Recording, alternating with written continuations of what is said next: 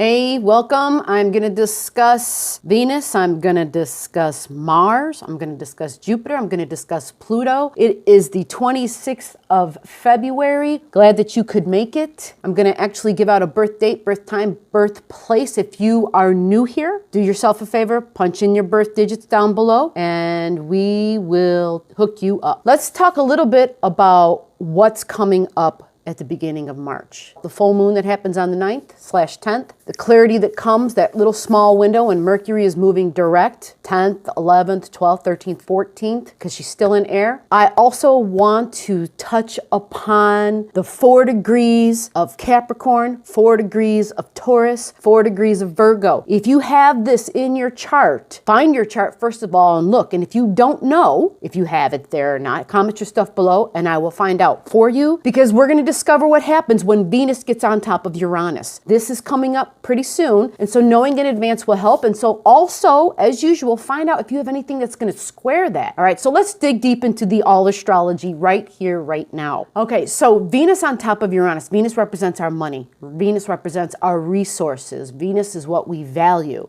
So Venus, because she's all about fine things and quality, she also likes clothing. It's also about senses, taste, touch, smell, food. Sign of Taurus, food. So there's a lot of different ways that energy can express in your chart, depending upon who you are and where you're at. Like, what are the other placements in your chart? It is very specific and individualistic. That is why I recommend highly that to listen to these general readings is great, because you're listening for the degrees. Okay, listen for the degrees and find out where those locations are in your chart. Find out what house these things are in that I talk about. That will help you understand the where it's going to happen in your life. Uranus is going to be, well, Uranus has been floating around the 3-degree mark. It's getting to, it's like 325. It's getting closer to 4. It takes a while to move. And Venus is at the butt end, the last 10 degrees of Arian energy. Right now, Venus is actually like a 22, 23 degrees almost. Now, Aries is very fiery, very independent, very action orientated, very, I want to do this first, because that is Aries. It's fire. Fire initiates things. Fire does go forward. Fire goes upward, but it spreads, right? You mix it with some oxygen and you've got some great fire, okay? As she trucks along, beginning of March, Venus merges into the Taurus energy. Venus rules Taurus. So Venus does really well here. Venus is happy here. Venus is at home. Venus and Taurian energy, you know, they're close. They understand each other. Uranus isn't really all that comfortable in Taurus, quite honestly. So this should be a time for anybody with planets in that location, that 4 degrees, 3-4 degrees of Taurus energy. If you have planets at 3, 4, 5 degrees of the other earth signs, so that would be Virgo and that would be Capricorn, this would be a beneficial time, okay? Now, if you have something at all 3 of those, right, then that would create a grand earth trine, right? Earth trine meaning you've got something up there in Taurus, you've got something in Virgo, and you've got something in Capricorn. Venus in Taurus, Uranus in Taurus at 4 degrees. I've got a chart that I'm looking at, and they actually have their natal Uranus at 2 degrees. That when Uranus went backwards and it touched almost their 2-degree Taurus, they probably have some great beneficial surprises, because that meant they had Uranus trining Uranus. Uranus in Taurus, sending a nice supportive beam to their Uranus in Capricorn at 2 degrees.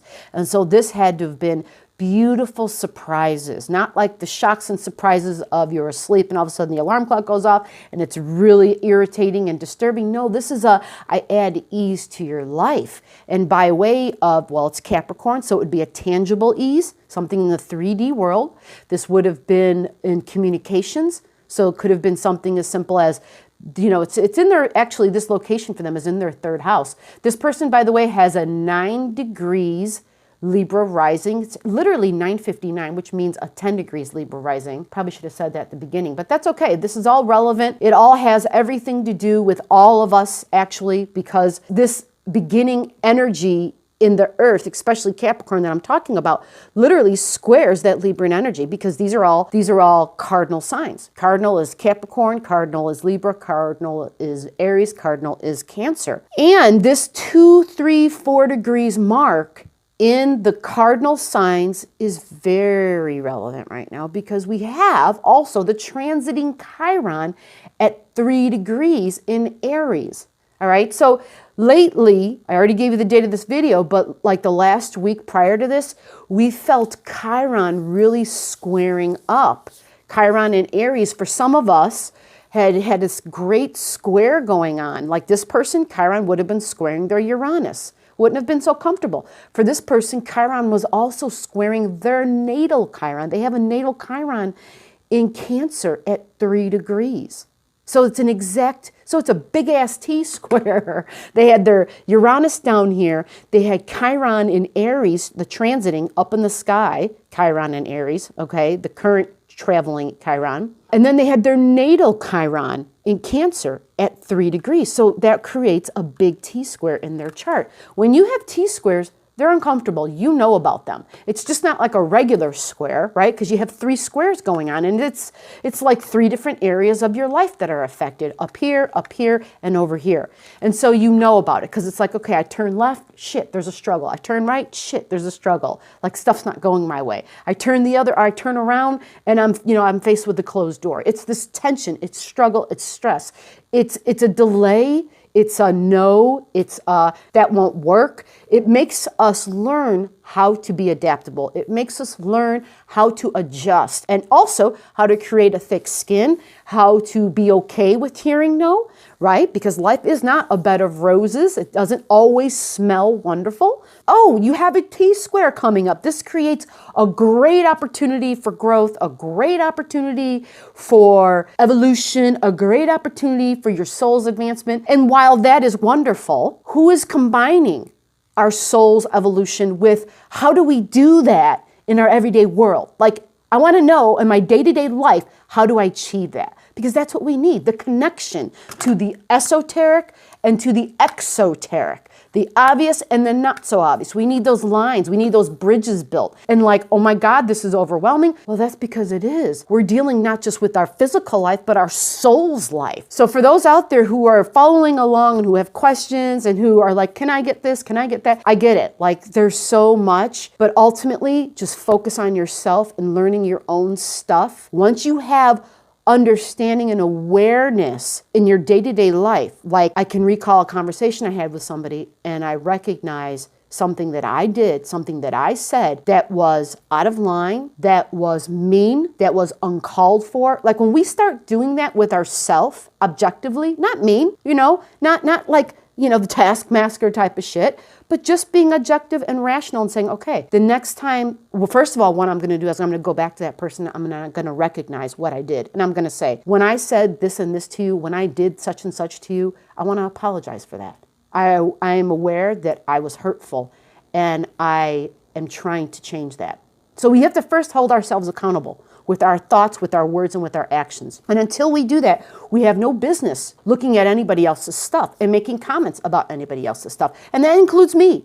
100% includes me. The best thing I know to share is to know thyself, and is by sharing this, because for me, this has been the greatest teacher, and it has been the greatest objective teacher, and where it could show me degrees of truth that I couldn't find anywhere else. All of that hot air was getting like right back to this here and now. This is a Libra ascendant, Libra rising, and they have their moon. Their moon is approximately at 9 degrees Capricorn. So if you have a moon sign at 9 degrees Capricorn, you're going to want to hear this reading because I may pull up aspects that might square that moon, and you're going to want to know if that is the case. Then they also have their sun sign, and their sun is a 1654 Capricorn sun, which means 17 degrees basically.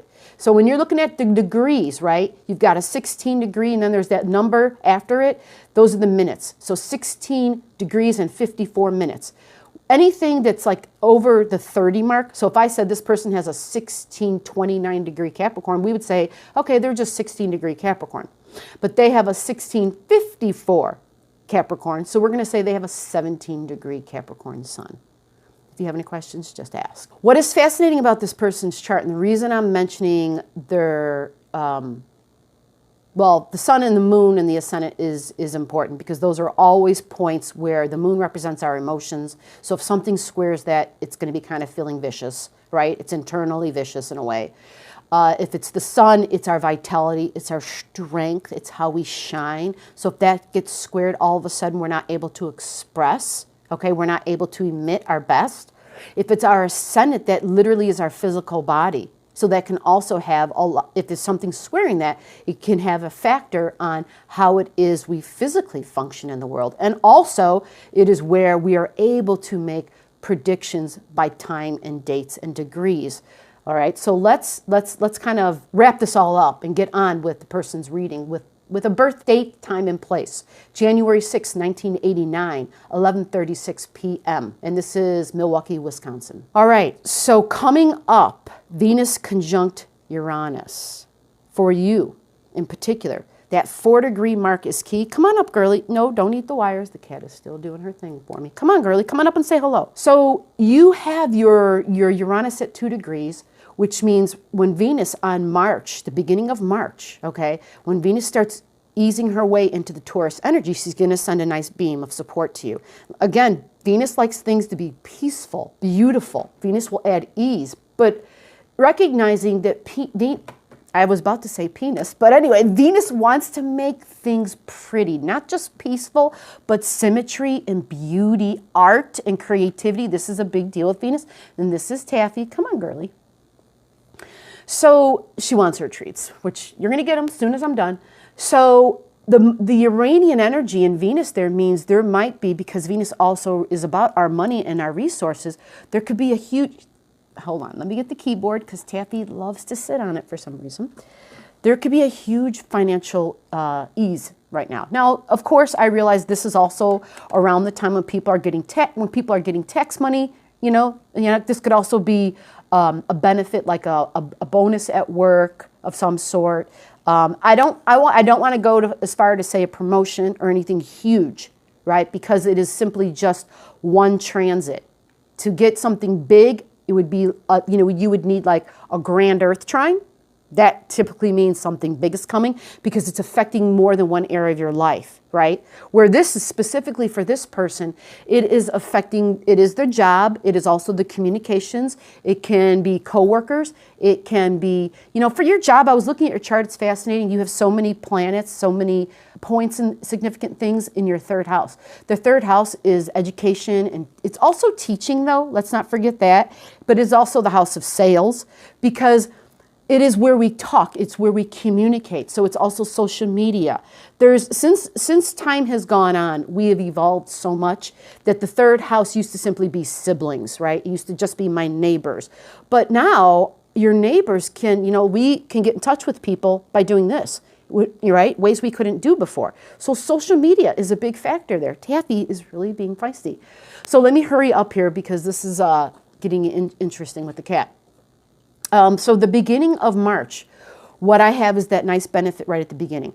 For the the full moon on the 9th, I want you to be aware of your 6th house, which is where you work, but it can also be, day-to-day routines and your empathic qualities, your empathic abilities coming on even stronger, which, by the way, I know I didn't get to mention yet. You have super strong empathic qualities. In other words, you have this innate knowledge because in your birth chart, you have a couple of planets that are on top of each other. I don't have time to explain them right now. But it gives you what others are feeling empathically all the time.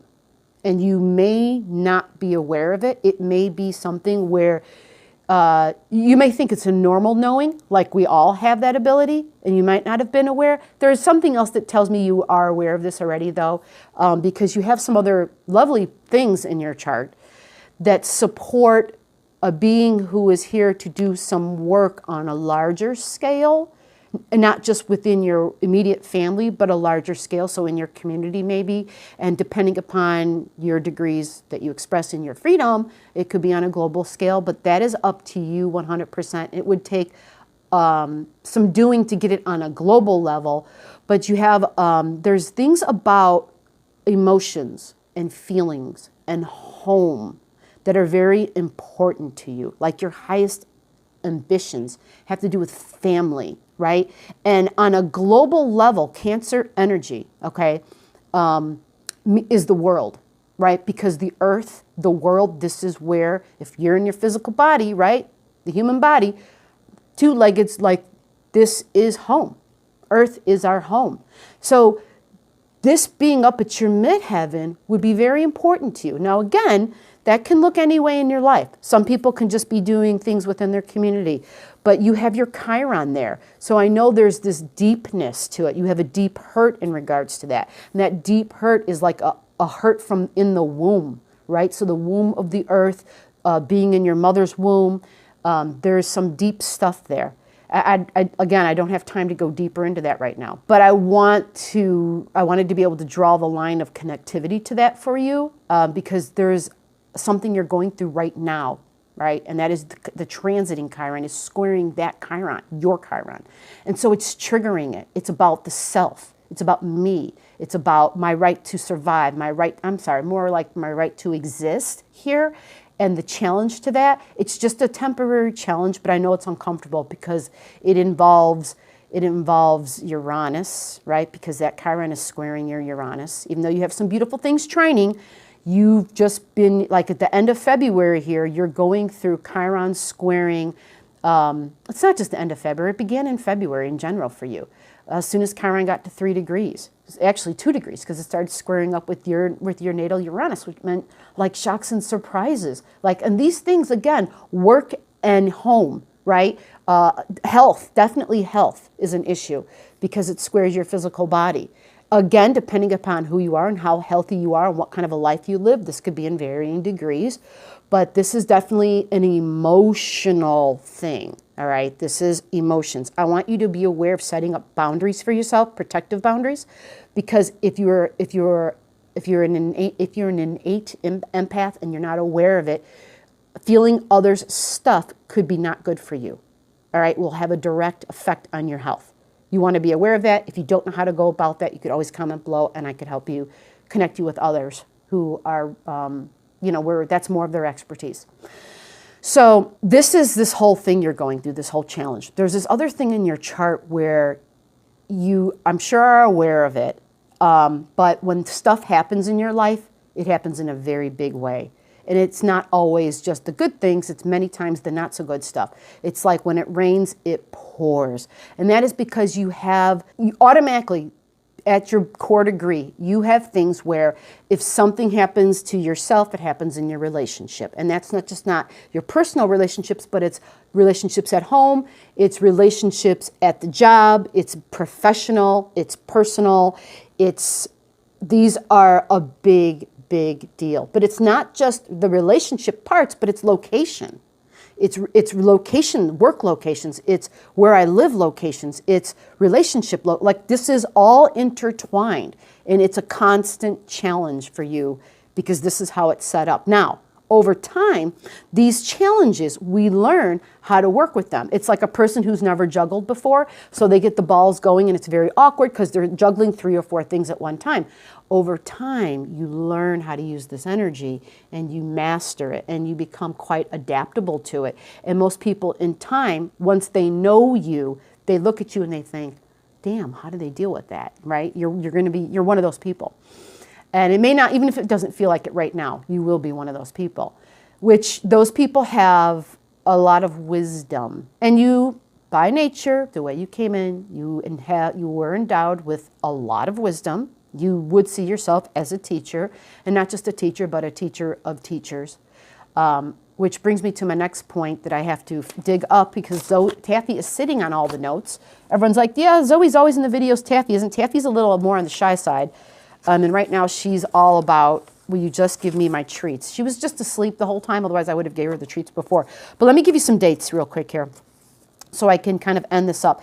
I am rambling, and I realize because I'm seeing so much is coming at me in your chart, and I feel like this is probably how it's been for you in this last year. You've been dealing, but not necessarily bad stuff. You've had a lot of really, Taffy, beneficial things going on. Because you have Jupiter, you have a lot of support in the Capricorn, the later degrees of Capricorn, especially Jupiter right now. But Mars is going to be joining Jupiter. And when the beginning of March, it's going to feel nice. You're going to have Venus involved with Jupiter and Mars. and they're going to be sending sweet trines to your natal Jupiter. And so that's going to feel good. It's going to be an ease and a benefit. It's going to be other folks' money. It's going to be your money. It's going to be a home that's going to be benefited from this. Okay, so work and home actually, because you have Capricorn energy in your home. So either you work from home, or when you go to work, or when you go home, it feels like work. I know another person whose chart I recently did a very similar setup, and they have this flipped chart type of thing, which means you have a base energy that's extremely balanced because you have equal amounts of like air and fire in each house. You have equal amounts of earth and water in each house. You have equal amounts of, and this goes throughout your whole chart. So having that sort of balance gives you a sense of stability. It gives you a sense of authenticity as well when people meet you, which is wonderful. But it is that which helps you to deal with that strange awkwardness I explained about your home and relationships and work and your emotions and your feelings. That's actually a nice benefit for you. So realize that even though you have some challenges, you have some major assistance and help all along. March 20th, there is some difficulties that come up. The cat just ripped my stuff out of my hand. Anyway, so it could include a romantic partner. That could be children. It could be areas of romance and fun. Places that you take a risk, which you'd want to be careful. You could be impulsive when it comes to taking risks because you have this kind of rebel, like being rebellious is fun for you at times. So you want to be careful, because you're going to have Mercury transiting through there, and you'll have thoughts of being doing fun things, right? And that may be part of it. But there's like a tension and a stress that comes in that area. And so you're just going to want to be cautious because Mars is involved too. And so Mars adds a challenge. Now at this time, I want to move along here, and I want to say that you're also going to need to be careful about people, the way you talk, the way you communicate, and talk and communication that comes to you. Social groups, friends, networking, communication, education, career, sales. I have all this written down. It's getting uncomfortable at this time. You have Mercury squaring Uranus, your natal Uranus. And so it's a very fast transit. It will pass. All right. So just be aware of that. But if your money, like if your income is dependent upon how you talk to folks or how you communicate with folks, you could be a writer, right?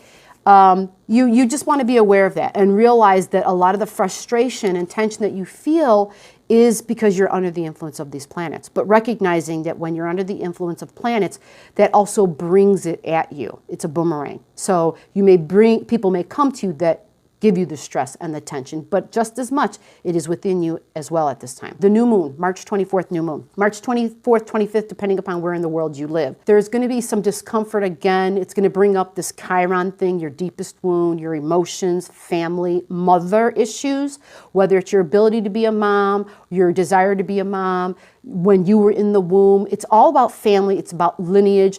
We've been going through a big thing right now in the past year and a half of eclipse in the Cancer and Capricorn energy.